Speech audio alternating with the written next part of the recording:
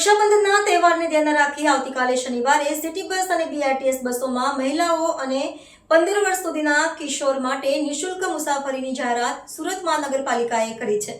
રક્ષાબંધનના દિવસે બહેનોને વાહન વ્યવહારની સુવિધા ઝડપથી મળી રહે અને તેઓ સરળતાથી ગંતવ્ય સુધી પહોંચી શકે તેને ધ્યાને રાખી પાલિકાએ શનિવારે નિઃશુલ્ક મુસાફરીની જાહેરાત કરી છે।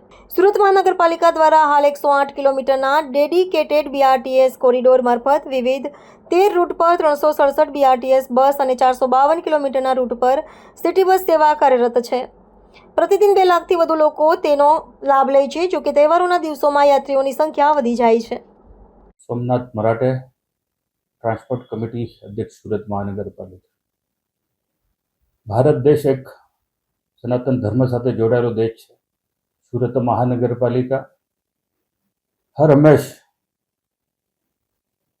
જે નવી યોજના લાવવા માટે કે કંઈક ના કંઈક લાભ આપવા માટે ટેવાયેલી આ મહાનગરપાલિકા છે। વિશેષ સુરત એક મિની ભારત છે।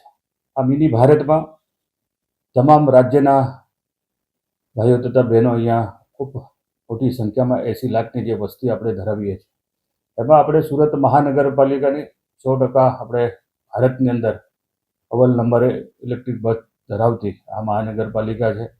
આપણી પાસે ટોટલ સિટી બસ અને બીઆરટીએસ 800 બसेस છે।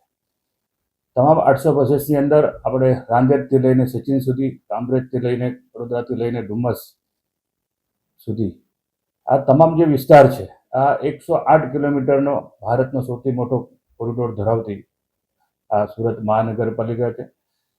આ રક્ષાબંધનના પર્વને લઈ સુરત મહાનગરપાલિકા વતી બહેનો માટે આવતીકાલે જે રક્ષાબંધન છે, સવારે 5:30 વાગ્યાથી સાંજ રાતના 12 વાગ્યા સુધી જે આપણો રૂટ છે, આ રૂટ પર જવા માટે એમને વિનામૂલ્યે જે વ્યવસ્થા કરવામાં આવી, વિશેષ એમના જે સાથે બાળકો હોય 15 વર્ષ સુધીના, એમને પણ આ વિનામૂલ્ય સુવિધા મળવાની છે।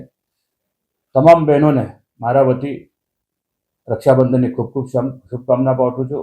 આ રક્ષાબંધનનો પર્વ જે શ્રાવણ માસ છે અને આજથી આવતીકાલથી જે તહેવારોની જે શરૂઆત થવાની છે, સુરત મહાનગરપાલિકા આ તમામ તહેવારોને ધ્યાને લઈ તમામ જે કંઈક રસ્તા બાબત હોય, ગણપતિમાં હોય કે નવરાત્રિમાં હોય, જે કંઈક જે પ્રાથમિક સુવિધા બાબતની એ આપવા માટે સુરત મહાનગરપાલિકા કમર કસીને તૈયાર હોય છે।